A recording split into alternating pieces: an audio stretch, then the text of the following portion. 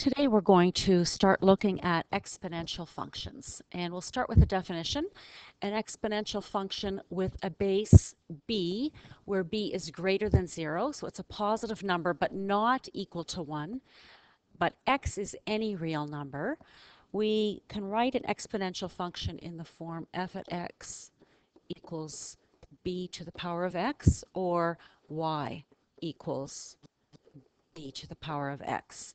So the thing to note here is that our variable is in the exponent.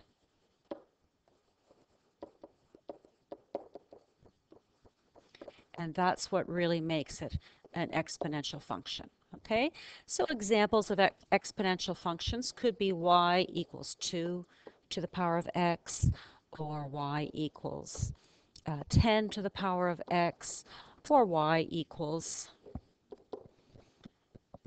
1.038 to the power of x plus 1.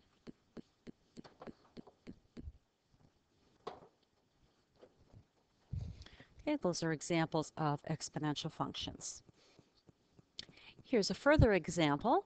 We have the function f at h equals 42.2 times 1.56 to the power of h. And this models the average amount of money spent at the shopping mall after h hours. How much on average is spent after 3 hours? So it's exponential. The variable is in the exponent. So to calculate for after 3 hours, we're really calculating f at 3. So that'll be 42.2 times 1.56 to the power of 3. And using our calculators, we'll come up with a value of $160.21. Okay, so there's an example of an exponential function. The next thing I'd like us to do is take a look at graphing exponential functions. And if you haven't already, I did upload a document called Exploring Exponential Functions, and it has some of these tables of values and graph paper started for you, so you could work on that. However, doing it on lined paper will work fine as well if you don't want to print that first. So we're going to look at a very basic exponential function, f at x equals 2 to the power of x. So let's start with a table of values using -3 to +3 for values of x. And if you like, we can start with these positive values or even 0. So we're plugging these numbers in or substituting them in for x. So 2 to the power of 0, if you recall from when we worked on exponents, is 1. 2 to the power of 1 is 2. 2 squared is 4. 2 cubed is 8. And then if you remember, negative exponents give us a reciprocal answer. So 2 to the -1 gives us 1/2. 2 to the -2 gives us 1/4. And 2 to the -3 gives us 1/8. And if you need to review some exponents, look back in chapter P and look at rules for exponents there if you need to review any of that. So now that we have these points, we can sketch the graph. So I'm going to start again at 0 and 1, and over 1 up 2, over 2 up 4, and over 3 up 8. And at -1, I'm at 1/2. And at -2, I'm at 1/4. And at -3, I'm at 1/8. So you can see that the graph grows steeply upwards, because if you think of to the power of 4, it's going to double. It's going to go up to 16. And you'll see that the graph goes down, down, down. But it's not going to cross 0. It just gets closer and closer to 0, because if you think about it, as we get further negative with our x values, we're going to have tinier and tinier values, values that get closer and closer to 0. So let's look at the graph and look at the domain. The domain, remember, is all of our input values or all of our x values, and the domain really is -infinity to +infinity. And the range, well, as I said, the line never crosses 0. In fact, it will never actually equal 0, so the range is 0 to infinity, and that's with a round brackets on both ends. And that whole idea of the curve approaching a line but never actually touching it, that is called a horizontal asymptote, asymptote. And the horizontal asymptote in this case is the x-axis, but we often give that as an equation of a line, and the equation of that line would be y equals 0. The horizontal line at y equals 0 is our asymptote for this function. Let's take a look at another um, exponential function. Here we've got f at x equals 3 to the power of x. And if you want to press pause and fill in the tables of values and sketch it and then check your answers with mine, you can do so. All right, so again, we'll fill in these y values for the given x's. So 3 to the negative 3 will be 1 over 27. 3 to the negative 2 is 1/9. 3 to the negative 1 is 1/3. 1, 3, 9, and 27. So again, I'm going to start in the middle here. 0 and 1, 1 and 3, 2 and 9, and I've already lost space. So this one increases at a steeper rate, and it is a curve, okay, not a straight line. It increases more steeply than 2 to the power of x did. And again, it'll decrease. We're going down to 1/3, 1/9, and 1/27, which really we can't really show very well. Okay, so our domain, though, again, will be the same. The domain will be negative infinity to infinity. Our range will be 0 to infinity. And the horizontal asymptote, again, the curve approaches but never touches or crosses the x-axis, or y equals 0.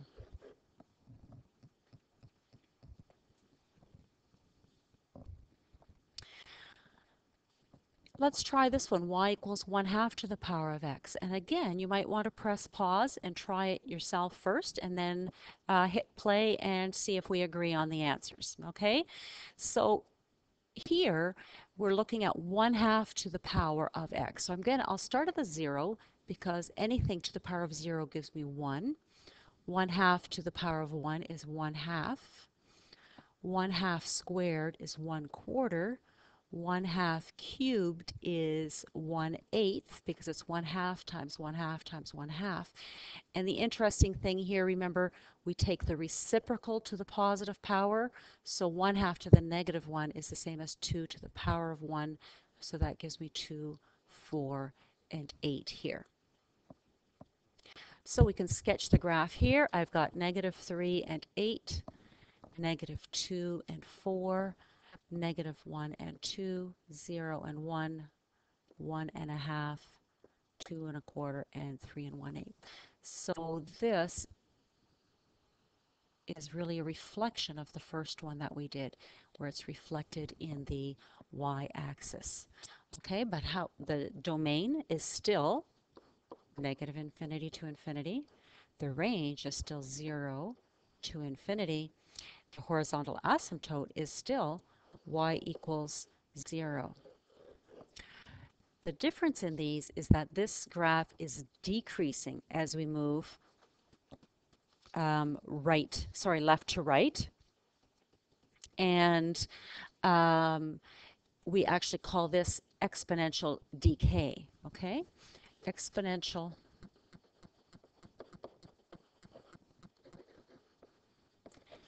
And what this means is that as x increases, the function is decreasing. Okay, the opposite, before with a reflection, we actually call that exponential growth, when things are increasing as x is increasing. Okay, so on our next page here, we're going to look at what are the characteristics of f at x equals b to the power of x, where b is greater than 0, b does not equal 1. So we noticed for all of these that the domain was negative infinity to infinity. There was no restriction on the value of x that we could use for this. Our range for all of them was 0 to infinity.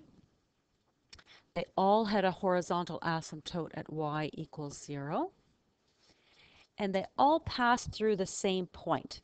don't know if you recognize that, but it was actually my starting point for most of the time when I graphed it. They all pass through the point 0, 1, and that's because anything to the power of 0, remember, is equal to 1. So 0, 1 is a common point on all those graphs.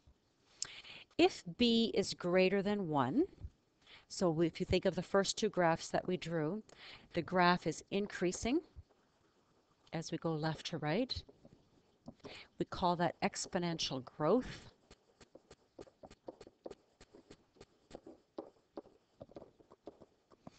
And the larger b is, the steeper the growth, okay?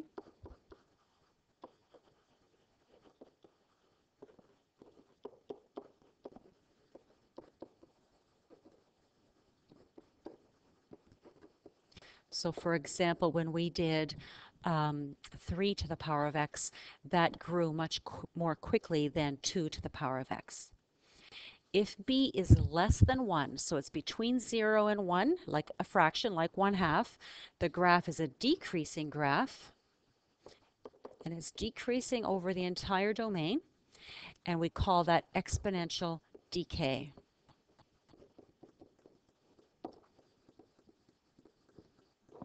Okay.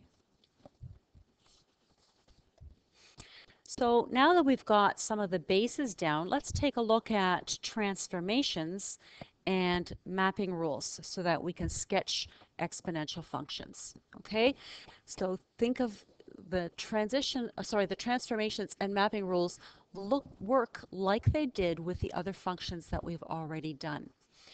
The only difference here is that, for instance, when we did transformations on quadratic functions, the base function, y equals x squared, was always the same. Our base function here is not necessarily always the same. The three functions that we already graphed, y equals 2 to the power of x, y equals 3 to the power of x, y equals 1/2 to the power of x, could all be base functions that then have transformations done to them. That's important to note that that's a distinction from some of the other translations that we've done. So the first thing we'll look at are our vertical translations. We've often shortened them to VT. So if we start with b to the power of x as our base function and then add a number to it or subtract a number from it, we're causing a vertical translation. And if it's adding c, it'll be up c units. And if we're subtracting a number, it'll be down c units. And if you think of what that means, that will change the range of the function, and it will also change the equation of the horizontal asymptote. Horizontal translations happen, again, the horizontal things happen with x. So notice that here in these two examples, the c is added or subtracted to the x. So the c is part of the exponent. When we add c, the horizontal translation is left. When we subtract a number, it's right.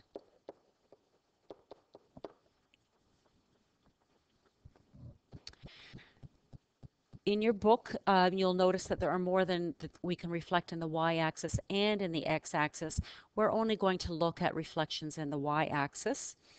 And notice that that happens, and if it's reflected in the y-axis, it's a horizontal flip or a sideways flip, and that happens if there's a negative in the exponent. Okay, so this is a reflection in the y-axis, so we can call that r in y, and it's a horizontal flip.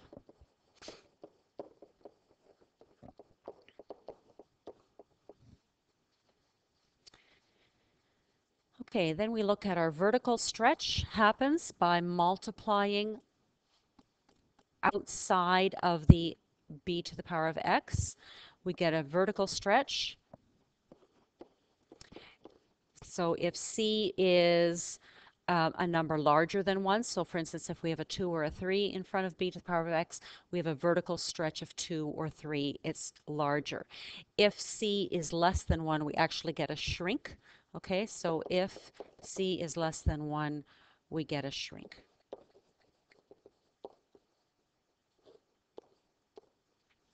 Okay. And a horizontal stretch happens if our c is in the exponent. Okay. So we call those HS again. So if c is greater than 1, so if that's a whole number in front of the x, we end up with a shrink. If c is less than 1, we end up with a stretch. Okay? Again, anything happening to the x always is the opposite of what it appears to be. So now let's see how we can use these transformations to create a mapping rule to in order to graph exponential functions that have some transformations. Okay, so here's our first example. We've got f at x equals 3 times 2 to the power of x plus 1. So if we look at this, and again, if you want to press pause and think about it for a minute and then check if your predictions are correct, go right ahead and do that. So notice this 3 out front gives us a vertical stretch. And we have a horizontal translation because that plus 1 is in the exponent. So a horizontal translation of left 1. The other important thing to note is that the base function, so what is the base of the exponent? It's that 2 there. So the base function is y equals 2 to the power of x. It's important to know what you're starting with each time. So we can write our mapping rule now. We can say that xy maps onto, now think about what's happening to the x. It's going left 1, so it'll be x minus 1.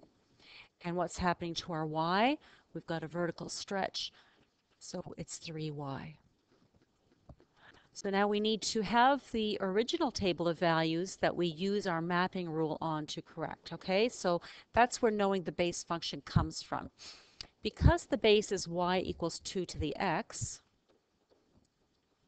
we can use that first base function that we did earlier in this lesson. So that's 1/8, 1/4, 1/2, 1, 2, 4, and 8.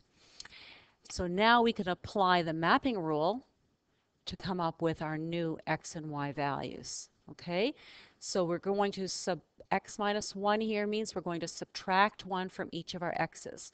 So we're going to start at -4 instead.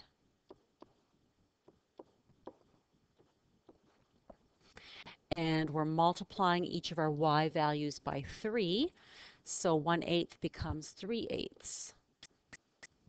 1/4 becomes 3/4. 1/2 becomes 3/2.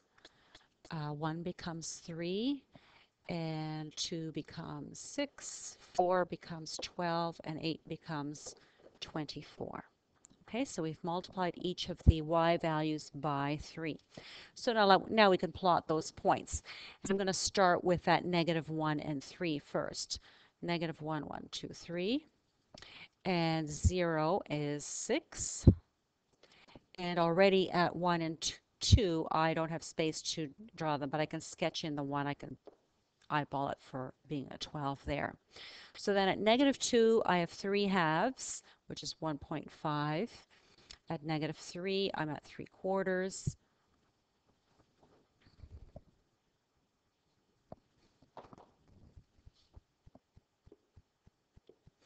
And at -4, I'm at 3/8. And I can sketch in then my new graph. Okay, you can see that it grows very steeply because of that vertical stretch. And you can also see how it's been shifted left from the original function. Let's try another one of these graphs. Here we have f at x equals 4 times 3 to the power of 2x minus 3 plus 1. Okay, so again, let's look at the transformations that we see here, and let's write a mapping rule. So this 4 gives us a vertical stretch again of 4. This plus 1 gives us a vertical translation of 1, of up 1. The 2 in front of the x, remember that the number in front of the x does the opposite thing. So instead of giving us a horizontal stretch of 2, it gives us a horizontal stretch of 1/2. Okay, so the horizontal stretch is equal to 1/2, so it's going to be half stretched horizontally. And that -3, instead of going left 3, gives us right 3. So our horizontal translation is right 3.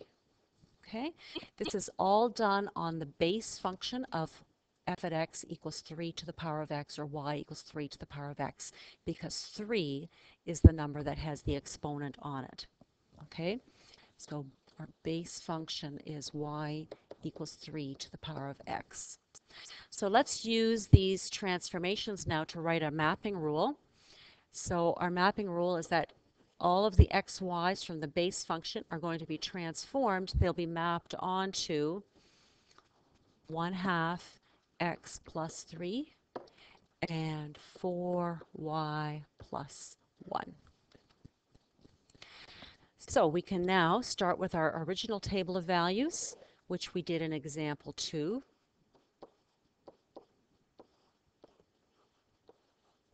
Of 1/27, 1/9, 1/3, 1, 3, 9, and 27. And we can then create our new table of values from there. So it's okay for some of these fraction ones to then switch them to decimal, especially if you're multiplying them by a half and then adding 3. So -3 times a half is -1.5. Plus 3 gives me a positive 1.5. Half of -2 is -1. Plus 3 gives me a 2. Half of -1 is -1/2, plus 3 is 2.5.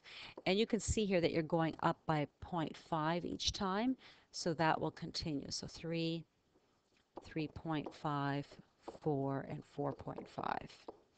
And in this right-hand column, especially those first few, you might want to use a calculator as well.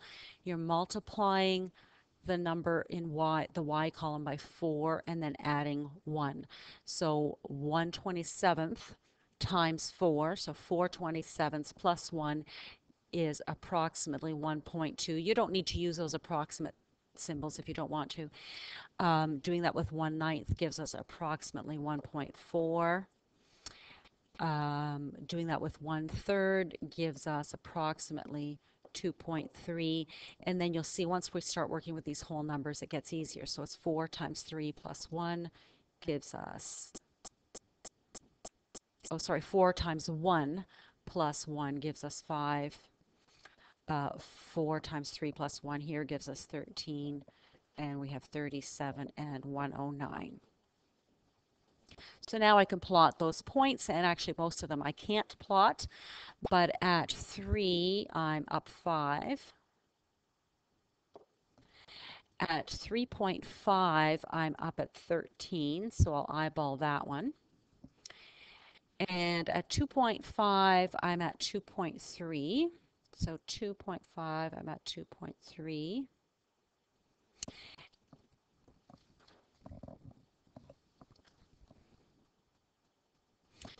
At 2 I'm at 1.4, and at 1.5 I'm at 1.2. Okay, so there I've got some of the points, so I can sketch this graph, and it's really important to recognize that that plus 1 raised my asymptote. Okay, so really this graph, because of that vertical stretch, will appear to be almost horizontal here. It's not going to go below y equals 1. So I'm just going to write that down. Note the change in asymptote. So it's now y equals 1. Okay, so the curve approaches the line y equals 1 but does not cross it. You can see that the domain is still negative infinity to infinity. The range will be 1 with a round bracket up to infinity.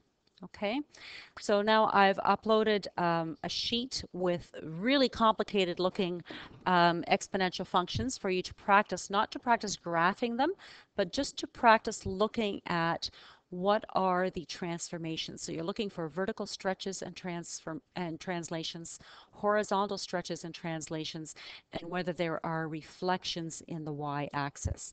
One of the examples is finished, so you can print that sheet and give it a try.